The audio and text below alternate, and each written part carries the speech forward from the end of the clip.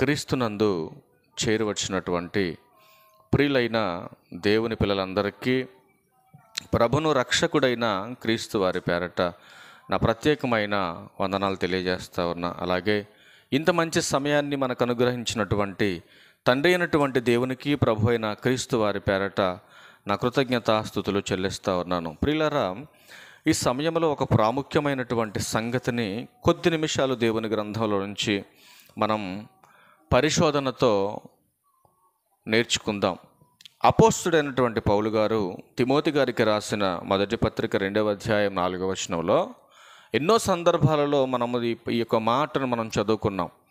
మరొకసారి మనం దీన్ని చదువుకొని ముందుకెళ్ళే ప్రయత్నం చేద్దాం. అపోస్తుడైన పౌలు గారు తిమోతి గారికి రాసిన మొదటి పత్రిక 2వ అధ్యాయం 4వ వచనంలో ఆయన మనుషులందరూ రక్షణ పొంది సత్యమును గూర్చిన అనుభవ జ్ఞానం గలవారై ఉండాలని దేవుడు ఇష్టపడుతున్నాడు. మనుషులందరూ, లోకంలో బ్రతుకుతున్న మనుషులందరూ రక్షణలోకి, అంటే సంఘములోనికి వచ్చి, సంఘములోకి వచ్చిన వారందరూ కూడా సత్యమును గూర్చినటువంటి అనుభవ జ్ఞానం కలిగిన వారై ఉండాలి అనేది అపోస్తుడైనటువంటి పౌలు గారు పరిశుద్ధాత్మ ప్రేరణతో తిమోతి గారికి చెబుతున్నాడు. మరి సత్యమును గూర్చి అనుభవ జ్ఞానం కలిగిన వారుగా సంఘం ఉండాలంటే సంఘానికి సేవకుడు ఎలా బోధిస్తే సత్యమును గూర్చి అనుభవ జ్ఞానం వస్తుంది? మీరు ఆలోచించండి ప్రియులారా. నేడు సంఘాలలో సత్యముతో పోషించే సేవకులు కనపడుతున్నారా? మీరు ఆలోచించండి. సంఘమును సత్యముతో పోషించే సేవకులు ఉన్నారా సమాజంలో? ఎక్కడో కొద్ది మంది మాత్రమే కనపడుతున్నారండి. అంటే సంఘము సత్యమును గూర్చిన అనుభవ జ్ఞానం సంపాదించాలంటే ఆ సంఘ కాపరిగా, ఆ సంఘాన్ని నడిపిస్తున్నటువంటి నాయకుడుగా సత్యముతో వాళ్ళని పోషించాలి. నీకు పుట్టినటువంటి నీ సంతానానికి ఏది పడితే అది పెట్టేస్తావేంటి? పెడతారండి పిల్లలు? ఏది పడితే తింటున్నారు కదా, ఏది పడితే అది పెట్టేస్తావేంటి? నీ పిల్లలు బలంగా ఎదగాలంటే నువ్వు నాటిన మొక్క అయినా, నీ గర్భాన పుట్టినటువంటి నీ సంతానమైనా బలంగా ఎదిగి అభివృద్ధి కావాలి అనంటే పెంచుతున్న మొక్కకైనా బలమైనటువంటి మందేస్తావు, పెంచుతున్నటువంటి నీ సంతానానికైనా బలమైన ఫుడ్ పెడతావు. అది దేహానికి మాత్రమే అది. కానీ ఆత్మను గురించి దేవుడు మాట్లాడుతున్నాడు. ఇదిగో రక్షణలోకి వచ్చినటువంటి నా పిల్లలు సత్యమును గురించి అనుభవ జ్ఞానం కలిగిన వారిగా ఉండాలంటే సంఘాన్ని నడిపిస్తున్నటువంటి సేవకుడు సత్యమును గూర్చే మాట్లాడాలి, సత్యమును గూర్చే బోధించాలి. కానీ నేడున్నటువంటి సంఘాలు ఎలా పోషింపబడుతున్నాయి? జాగ్రత్తగా మనం ఆలోచించవలసినటువంటి అవసరం ఉంది. అందుకే అంటున్నాడు కదా ఆయన, ఎవడైనా తెలియనివాడుగానే ఉండాలి, కానీ సంఘములో సేవలో ఓవరాక్షన్ చేయకూడదు. ఒకసారి కొరింథీయులకు రాసినటువంటి మొదటి పత్రిక 14వ అధ్యాయం 38వ వచనం చూడండి. అపోస్తుడైన పౌలు గారు కొరింథీయులకు రాసినటువంటి మొదటి పత్రిక 14వ అధ్యాయం 38వ వచనం చూడండి. ఎవడైనను తెలియనివాడుగానే ఉండనిమ్మో. ఏమంటున్నాడండి పౌలు గారు ఇక్కడ? ఒకవేళ నీకు తెలియకపోతే తెలియనట్టుగానే ఉండు, అన్నీ తెలిసినట్టుగా ఓవరాక్షన్ చేయము. ఒక సేవలో సంఘము సత్యమును గురించి అనుభవ జ్ఞానం నేర్చుకోలేదు. తెలియనటువంటి విషయాలు తెలిసినట్టుగా నువ్వు ఇక్కడ యాక్టింగ్ చేస్తే సంఘములో సత్యముతో పోషింపబడదు సంఘం. అందుకే గలతీయులకు రాసిన పత్రికలో పౌలు గారు మాట్లాడుతున్న మరొక మాట చూడండి. తెలియని వాడి గురించి ఏం మాట్లాడుతున్నాడు ఆయన? గలతీయులకు రాసిన పత్రిక 6వ అధ్యాయం 3వ వచనం. గలతీయులకు రాసిన పత్రిక 6వ అధ్యాయం 3వ వచనం. ఎవడైనను వట్టివాడై ఉండి తాను ఎన్నికైన వాడనని ఎంచుకొనిన ఎడల తన్ను తానే మోసపరుచుకొనును. చూశారండి ఏం మాట్లాడుతున్నాడు దేవుడు? ఏమీ తెలియకపోయినా నాకు అంతా తెలుసు అన్నట్టుగా సంఘంలో నువ్వు ఓవరాక్షన్ చేస్తే దేవుడు అంటున్నాడు కదా, సంఘాన్ని కాదు రబ్బాయి నువ్వు మోసం చేసేది, నిన్ను నువ్వే మోసం చేసుకుంటున్నావు. అందుకే అంటున్నాడు, ప్రతి వాడును తాను చేయు పనిని పరీక్షించి చూచుకొనవలెను. అప్పుడు ఇతరును బట్టి కాక తనను బట్టి అతనికి అతిశయము కలుగును. అసలు ఎంత అద్భుతమైనటువంటి పదజాలాలతో దేవుడు మాట్లాడుతున్నాడు చూడండి. ఈనాడు సంఘము సువార్తకు ఆధారంగా ఉండాలని తన గ్రంథంలో రాయించినటువంటి మాటను పక్కన పెట్టేసి ఎవరికి నచ్చినవి, వారికి తోచినవి, సంఘానికి అవసరము లేనివి, వాళ్ళ దేహం కోసం, వాళ్ళ మెప్పుల కోసం ఈరోజు సేవకులనే వేషాన్ని ధరించుకొని దేవుని ఉద్దేశాన్ని భంగపరిచేటటువంటి ఈ దౌర్భాగ్యులను గురించి ఒక మాట రాశాడు కదా బైబిల్లో. అక్రమము చేయువారులారా నా యొద్ద నుండి పోండి. ఏంటి? ప్రచురించటం, అద్భుతాలు చేయటం, స్వస్థతలు చేయటం దేవునికి నచ్చని కార్యం. అది దేవునికి నచ్చని కార్యం ఇది. సంఘము కట్టబడిన తర్వాత, ఆ కాలం ముగిసిపోయిన తర్వాత, ఇప్పుడు ఆ సందర్భం కాదని బైబిల్ గ్రంథం హెచ్చరిస్తున్నా, వాక్యములో ఉన్నటువంటి సత్యమెరగనటువంటి ఎందరో మోసపూరితమైనటువంటి సేవకులు, వాళ్ళు చేస్తున్న మోసాలు ఎరగనటువంటి విశ్వాసులైనటువంటి అమాయకులు నాశనానికి వెళ్ళిపోతుంటే దేవుడు ఆవేదన పడుతున్నాడండి. అందుకే రక్షణలోకి వచ్చినటువంటి నా పిల్లలు సత్యమును గూర్చిన అనుభవ జ్ఞానం గలవారుగా ఉండాలంటే ఆ సంఘాన్ని నడిపిస్తున్నటువంటి సేవకుడు సత్యముతో పోషించాలి సంఘాన్ని. ఆలోచించండి ప్రియులారా. ఒక దేహానికి తీసుకునే ఆహార విషయంలోనే ఎన్నో జాగ్రత్తలు తీసుకునే మనం ఆత్మను రక్షించగలిగిన శక్తి కలిగిన వాక్యాన్ని వినే విషయంలో ఎందుకండి నిర్లక్ష్యం చేస్తుంది విశ్వాసులు? అందుకే రాయించాడు, ఇదిగో సర్వలోకానికి వెళ్ళండి, సర్వ సృష్టికి సువార్తను ప్రకటించండి. ఎవడైతే ఈ సువార్తను నమ్మి రక్షణ పొందుతాడో వాడు రక్షింపబడతాడు. ఇదిగో సర్వలోకానికి వెళ్ళి సర్వ సృష్టికి సువార్తను ప్రకటించమన్నటువంటి ఆ యేసుక్రీస్తు వారు అప్పచెప్పినటువంటి బాధ్యతను మరిచినటువంటి కొందరు ఎవడకు నచ్చినట్టుగా వాడు బోధించుకుంటూ వెళ్ళిపోతున్నాడు సమాజంలో. అందుకే అంటున్నాడు, ఎలా సంఘం ఎలా మారిపోతుందో చూడండి.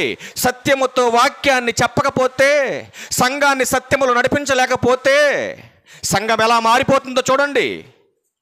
ఎవరికి లేదండి బాధ్యత. సంఘం చెడిపోతున్నా పట్టించుకున్నటువంటి దౌర్భాగ్య పరిస్థితిలో నేడు కొందరు సేవకులు చేస్తున్నటువంటి పనులు చూడండి ఎలా ఉన్నాయో. ఎందుకు సంఘం అలా మారిపోతుంది? సంఘాన్ని నడిపించే నాయకుడు సరిగా ఉంటే సంఘం ఎందుకండి మార్గం తప్పిపోతుంది? అంటే సంఘానికి కావలసినటువంటి అనుభవం, జ్ఞానం కలిగినటువంటి సత్యవాక్యాన్ని నేర్పించలేకపోవటమే సంఘం మార్గం తప్పిపోవటానికి కారణం. ప్రభు యొక్క శిక్షలో, బోధలో నీ బిడ్డలు నువ్వు పెంచలేకపోతే నాశనానికి జారిపోతారనేది ఎంత సత్యమో, సత్యముతో సంఘాన్ని పోషించలేకపోతే సంఘము కూడా నాశనంలోకి వెళ్ళిపోతుందన్నది అంతే వాస్తవం. అందుకే అంటున్నాడు, తిమోతి గారికి రాసిన 2వ పత్రిక, అపోస్తలుడైన పౌలు గారు తిమోతి గారికి రాసిన 2వ పత్రిక 4వ అధ్యాయం 4 నుంచి చూద్దాం ప్రియులారా. 3 నుంచి రండి. ఎందుకనగా జనులు హితబోధను సహింపక ఎలా మారిపోతున్నారు చూడండి విశ్వాసులు. క్రైస్తవులారా గమనించాలి ఈ విషయాలు మీరు. జనులు హితబోధను సహింపక, హితబోధ అంటే ఆరోగ్యకరమైన బోధ, సత్యమైన బోధ, విలువైన బోధ, నిరర్ధకము కాని బోధ, కల్మషము లేని బోధ, కపటము లేనటువంటి బోధ, కలిపి చెరిపడి బోధ కాదు ఇది. మీ ఆత్మలను రక్షించే శక్తి కలిగిన మాట. ఇలాంటి మాటను విడిచిపెట్టి దురద చెవులు గలవారై తమ స్వకీయ దురాశలకు అనుకూలమైన బోధకులను తమ కొరకు పోగు చేసుకొని, చూసారండి ఎలా మారిపోతున్నారు విశ్వాసులు. దేవుడేమో సత్యముతో పోషించాలి సంఘాన్నని దేవుడు హెచ్చరిస్తుంటే సేవకులేమో సత్యాన్ని పక్కన పెట్టారు. సత్యాన్ని పక్కన పెట్టినటువంటి, సత్యాన్ని నేర్పించినటువంటి సేవకులైనా, సత్యాన్ని నేర్చుకున్నటువంటి సంఘమైనా ఎలా మారిపోతారో భవిష్యత్తును గురించి నేర్పిస్తున్నాడు దేవుడు. అందుకే 4వ వచనం అంటున్నాడు, సత్యమునకు చెవినీయక కల్పనా కథల వైపునకు తిరుగు కాలం వచ్చేసింది. దుష్టుని యొక్క అనుచరులుగా, దుష్టుని యొక్క పిల్లలుగా మారిపోతున్నారు. బాధ్యత లేదా సేవకుడికి? బాధ్యతగా నేర్పించొద్దా సంఘానికి? నోటికి ఏదొస్తే అది బోధించేసుకోవటం, వాళ్ళ స్వలాభం కోసం, వాళ్ళ మెప్పు కోసం, వాళ్ళ గొప్ప కోసం ఈరోజు దేవుని యొక్క సేవనడ్డు పెట్టుకొని ఈ సమాజంలో ఎలా బ్రతుకుతున్నారో సేవకులు మీరు చూడాలి. గ్రంథంలో యేసుక్రీస్తు ప్రభువారు ఎప్పుడు కూడా తన గూర్చి తాను ఎప్పుడు కూడా గొప్పగా చెప్పుకోలేదండి. అపోస్తులు కూడా ఎక్కడ తమ గురించి తాము గొప్పగా చెప్పుకోలేదండి. కానీ నేడున్న సేవకులు దేనికోసమయ్యా మీ మెప్పు? దేనికోసం మీ ఘనత? అందుకేంటున్నాడు, అసలు సంఘం ఎలా ఎదగాలి, ఎలా ఎదగాలని కోరుకున్నాడు? సంఘము సత్యముతో పాటు ప్రేమలో ఎదగాలి. ఎఫెసీయులకు రాసిన పత్రిక 4వ అధ్యాయం 15వ వచనం చూడండి ఒక మాట. ఎఫెసీయులకు రాసిన పత్రిక 4వ అధ్యాయం 15వ మాట చూడండి. ప్రేమ కలిగి సంఘమా ఏం కలిగి ఉండాలి? సంఘం ప్రేమ కలిగి సత్యము చెప్పుచు క్రీస్తు వలె ఉండుటకు మనమన్ని విషయములలో ఎదుగుదుము. సంఘము ఎందులో ఎదగాలని దేవుడు కోరుకుంటున్నాడో అందులో ఎదిగేటటువంటి తత్వాన్ని ఈరోజు సంఘం కోల్పోయి ఆత్మ సంబంధమైన బోధన విడిచి దేహ సంబంధమైనటువంటి బోధలోకి జారిపోతుందన్న బాధ్యత, రెస్పాన్సిబిలిటీ లేనటువంటి సేవకులు చాలామంది ఉన్నారు. అందుకంటున్నాడు దేవుడు, ఇదిగో నేను కట్టినటువంటి సంఘాన్ని సత్యముతో పోషించాలి. సేవకుడా నువ్వు ఆలోచించండి ప్రియులారా, సత్యముతో పోషించాలి. సత్యముతో పోషించాలంటే, సత్యముతో పోషిస్తే ఆ సంఘములో ఉండవలసిన లక్షణాలు చూడండి. నిజంగా సంఘాన్ని సత్యముతో నువ్వు పోషిస్తే ఆ సంఘములో ఉండే లక్షణాలు చూడండి. యోహాను గారు రాసిన రెండవ పత్రిక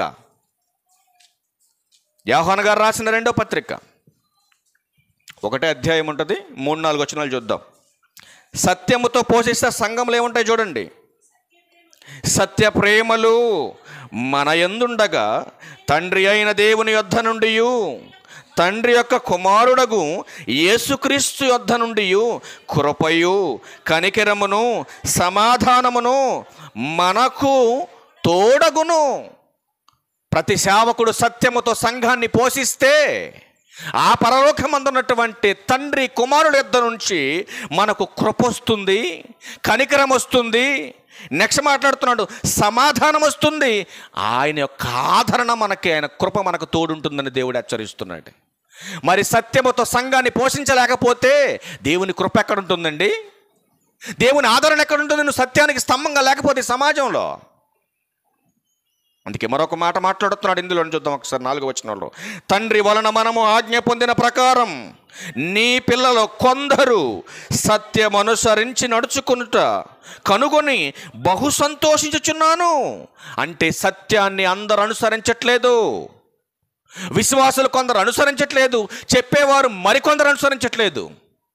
చెప్పేవాడు సత్యాన్ని చెప్పకపోతే వినేవాడు ఎక్కడ నేర్చుకుంటాడండి సత్యాన్ని? అసలు చెప్పేవాడికే సత్యం తెలియకపోతే ఇంక వినేవాడు ఇంకేం నేర్చుకుంటాడు?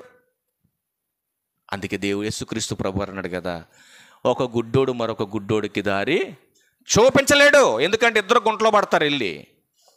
ఆలోచించండి.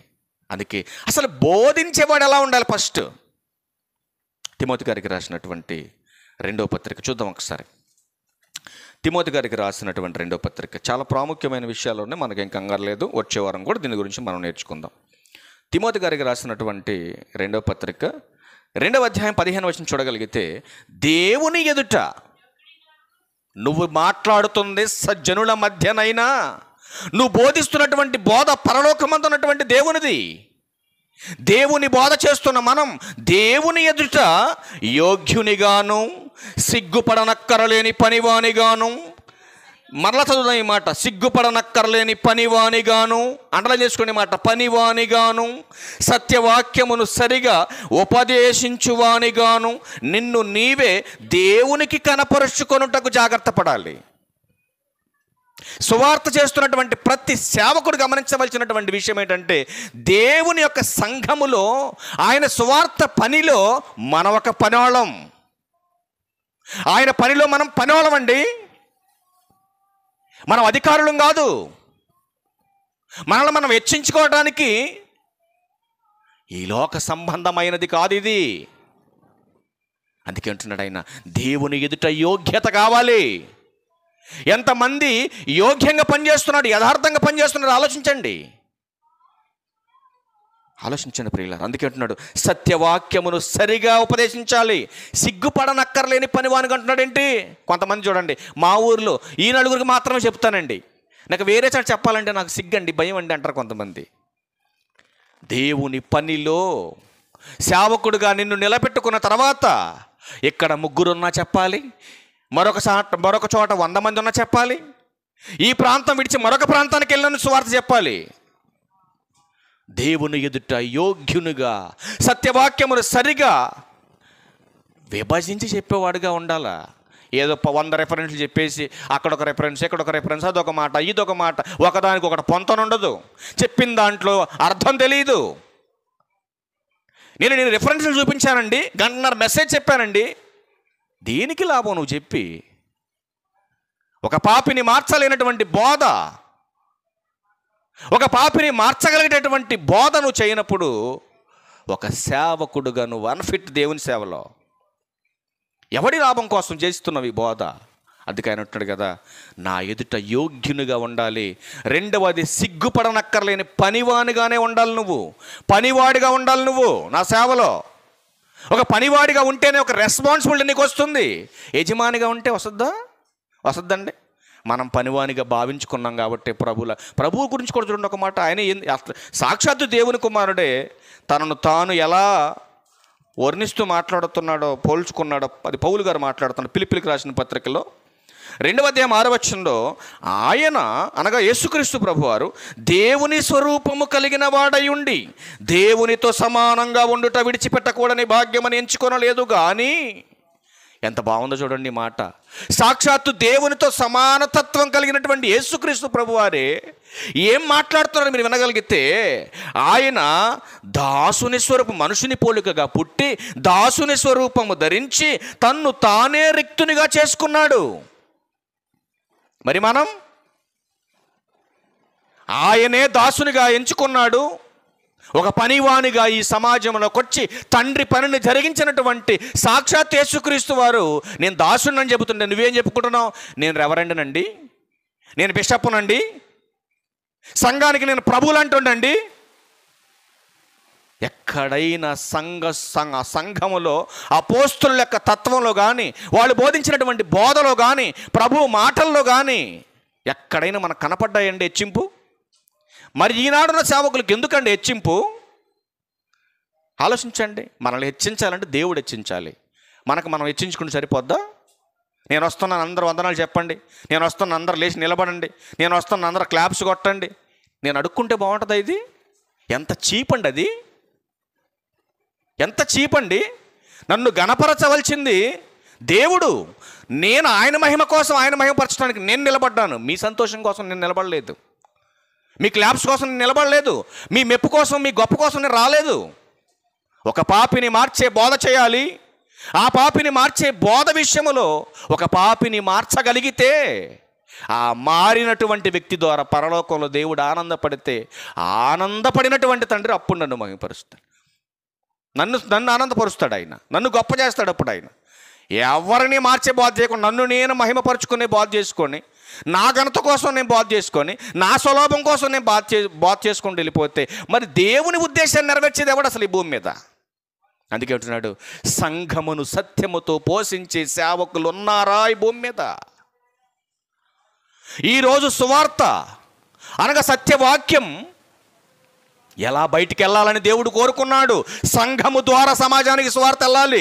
కానీ వాడికి నచ్చినట్టు వాడు బయలుదేరిపోయి ఈ సమాజంలోకి వచ్చేసి, ఇదిగో దేవుడు మాకు కనబడ్డాడు, ఇదిగో దేవుడు మాతో మాట్లాడాడు, ఇదిగో ఈ ఊరు వెళ్ళమన్నాడు, ఈ ప్రాంతం వెళ్ళమన్నాడు, ఇది చేయమన్నాడు, అది చేయమన్నాడు అని చెబుతున్నారు. ఇది ఎంతవరకు వాస్తవం అని అర్థం చేసుకునే జ్ఞానం విశ్వాసులకు లేదండి. మీరు ఆలోచించాలి ప్రియులారా. అందుకే ఒక అద్భుతమైన మాట చూసి మనం క్లోజ్ చేద్దాం సందర్భంలో. వచ్చే వారం విందాం ప్రభు చిత్తం అయితే. ఇర్మీయా గ్రంథం 23వ అధ్యాయం 23వ అధ్యాయం 17వ వచనం చూద్దాం ప్రియులారా. ఇర్మీయా గ్రంథం 23వ అధ్యాయం 17వ వచనం. వారు నన్ను తృణీకరించు వారితో మీకు క్షేమము కలుగునని యెహోవా సెలవిచ్చెనని. ఏంటి, దేవుణ్ణి విడిచిపెట్టిన వాళ్ళకు కూడా, దేవుణ్ణి విడిచిపెట్టి బయట గాలికి తిరిగేవాడికి కూడా ఏం చెప్తున్నారు వీళ్ళు వెళ్ళిపోయి? దేవుడు మిమ్మల్ని కరుణిస్తాడు, దేవుడు మిమ్మల్ని దీవిస్తాడు, మీకు నచ్చినట్టుగా బతకండి, ఎలా బ్రతికినా పర్లేదు, ఆదివారం మాత్రం ఆరాధనకు రండి, మాకివ్వవలసింది మాకు ఇచ్చేయండి, దేవుడు మిమ్మల్ని దీవిస్తాడు.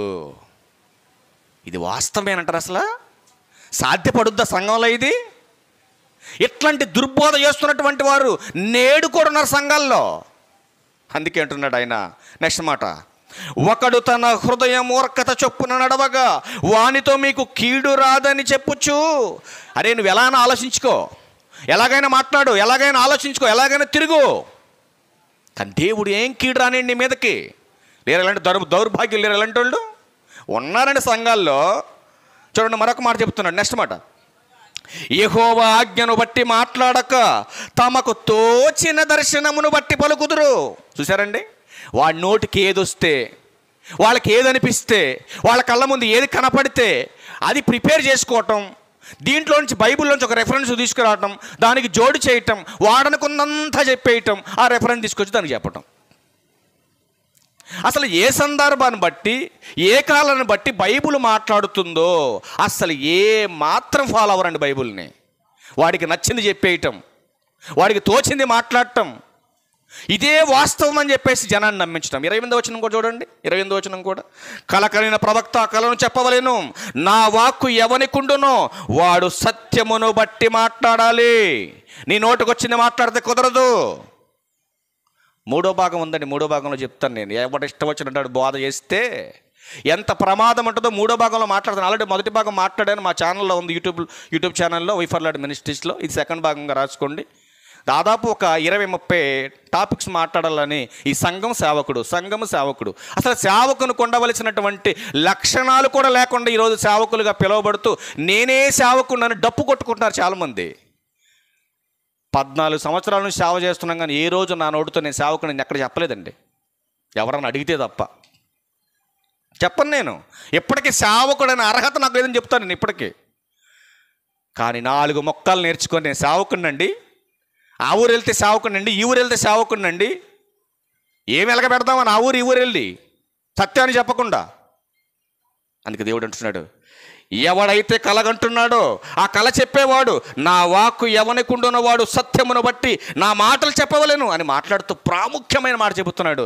ధాన్యముతో చెత్తకు ఏంటి సంబంధం అంటే, సత్యవాక్యమునేమో ధాన్యంతో పోల్చి చెత్త మాటలు చెబుతున్నారు. చూశారండి, తమకు తోచినవి చెప్పేవి, అదంతా చెత్త అండి.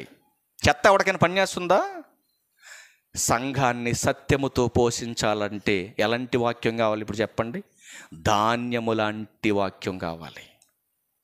ఈరోజు ధాన్యము లాంటి సత్యమైనటువంటి వాక్కును చెప్పకుండా అపవాది కొందరిని ఏర్పరచుకొని చెత్త వైపు తీసుకెళ్ళిపోయాడు. ఏంట చెత్త? నిష్ప్రయోజనమైనటువంటి చెత్త. దేహం వైపుకు నడిపించేశాడు వీళ్ళందరినీ. అందుకే శరీరం కేవలం నిష్ప్రయోజనమైనది.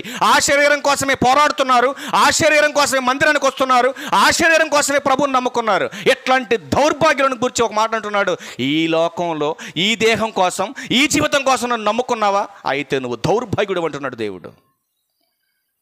దేనికోసం ఈ భక్తి? ఆలోచించిన ప్రియులారా, చివరికి ఒక్క మాట చూసి మనం క్లోజ్ చేద్దాం. మరొక్క మాట చూద్దాం. నెక్స్ట్ మాట్లాడబోతున్నటువంటి టాపిక్ ఒక మాట చూద్దాం. యోహాను గారు రాసినటువంటి 2వ పత్రిక, యోహాను గారు రాసిన 2వ పత్రిక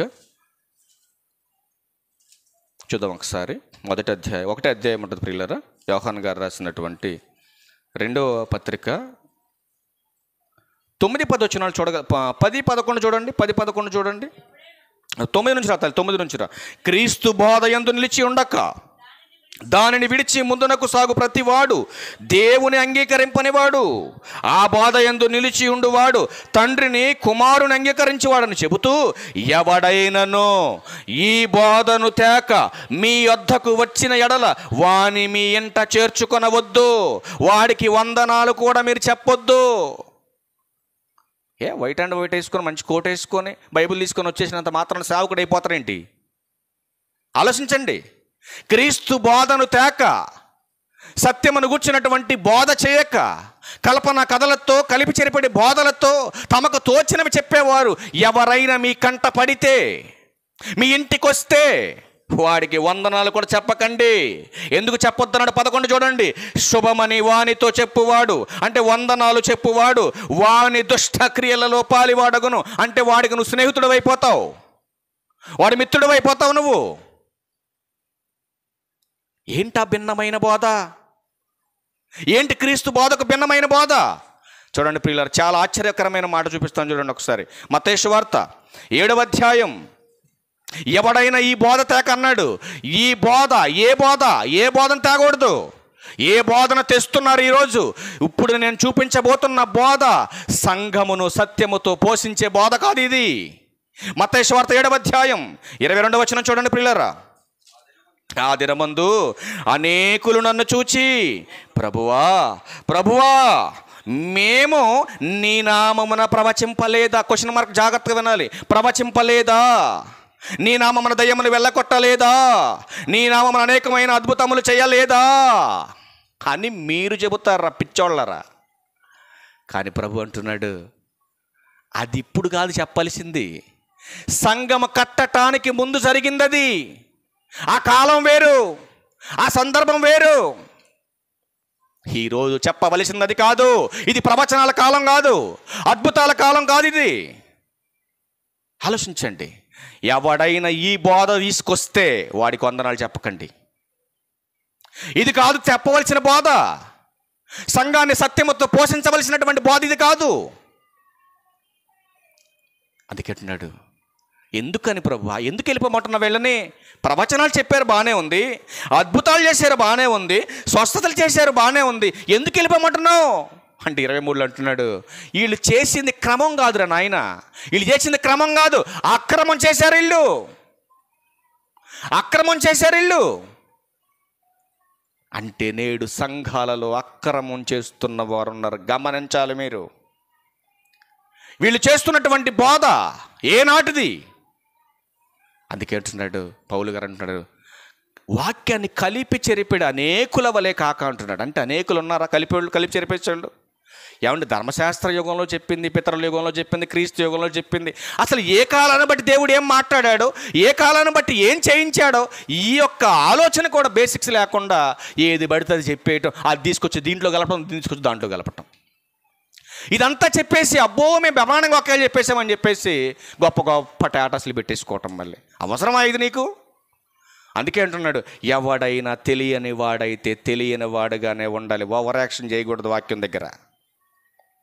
తెలుసుకో, నేర్చుకో, ఇంకా నేర్చుకొని సమాజానికి నేర్పించు. ఏమంటే మనం నేర్చుకోకుండా సమాజానికి నేర్పించగలమా? మీరు ఆలోచించండి. మనం ఎంత బాగా నేర్చుకుంటే అంత బాగా నేర్పించగలం సమాజానికి. ఎప్పటికీ కూడా బైబిల్ దగ్గర కూర్చొని ఎప్పటికి కాదు, చచ్చేదాకా నేర్చుకోవాలి బైబిల్. మనం చదువుతూ ఉండాలి, మనం నేర్చుకోవాలి, నేర్చుకుందాన్ని సమాజానికి నేర్పించాలి. ఇదండి ఒక సేవకుడికి ఉండవలసిన లక్షణాలు. మనం నేర్చుకోవటం మనకు నచ్చదు, ఎందుకంటే మన సేవకులం కదా. మనం నేర్చుకోవటం మనకు నచ్చదు. మనం ఎంతవరకు నేర్పించే స్థాయిలోకి వెళ్ళిపోయాను మనం అనుకుంటున్నాం. కానీ దేవుడు అంటున్నాడు కదా, మీరు ఇంకా నేర్చుకోవాలరా, మీరు ఇంకా నేర్చుకుంటేనే సమాజానికి నేర్పించగలుగుతారు. ఆలోచించండి. అందుకే సంఘము సత్యముతో పోషించే సేవకులు ఉన్నారా అనేటటువంటి టాపిక్లో నిజంగా ఎంతమంది సంఘాన్ని సత్యంతో పోషిస్తున్నారో ఆలోచించండి. మీ బిడ్డలకు సరి అయినటువంటి బలమైనటువంటి ఆహారంతో మీ బిడ్డలు మీరు పోషించలేకపోతే ఎంత బలహీనపరచబడి రోగబారితలు చనిపోతారో ఇది ఎంత వాస్తవమో, అలాగే సంఘాన్ని కూడా సత్యముతో మనం పోషించలేకపోతే సంఘం కూడా బలహీనపరచబడి ఆత్మ నరకానికి జారిపోతుందని గమనించాలని ప్రభు పేరట మీ అందరికీ నా వందనాలు తెలియజేస్తా ఉన్నాను. ఆసక్తిగా మీ అందరికీ ప్రభును రక్షకుడైన క్రీస్తు వారి పేరట నా ప్రత్యేకమైన వందనాలు తెలియజేస్తూ ఈ నా మాటలు ముగిస్తా ఉన్నాను. అందరికీ వందనాలు. Thank you.